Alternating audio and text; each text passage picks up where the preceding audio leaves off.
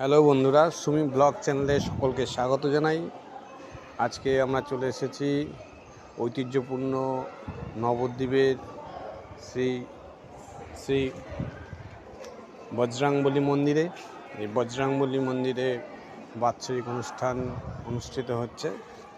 দেখে নিয়ে আমরা শ্রী শ্রী ঠাকুর বজরাংবলীর মূর্তি মন্দিরের ভেতরে প্রবেশ করেছি। এখানে বহু ভক্তের সমাগম হয় এই সময়তে। কয়েকদিন ধরে টানা প্রোগ্রাম চলছে এই চৈত্র মাসে।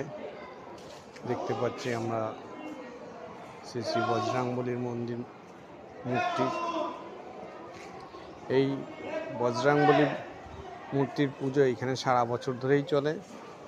নবদ্বীপের এক বিখ্যাত মন্দির এটা, এবং নবদ্বীপে বহু প্রচলিত পুরনো একটি মন্দির।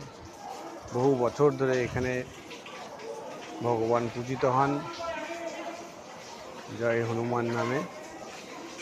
এবং আপনারাও আসুন, দেখুন, তার সাথে সাথে আমাদের চ্যানেলটাকে সাবস্ক্রাইব করুন, পাশে থাকুন, লাইক করুন, কমেন্ট করুন এবং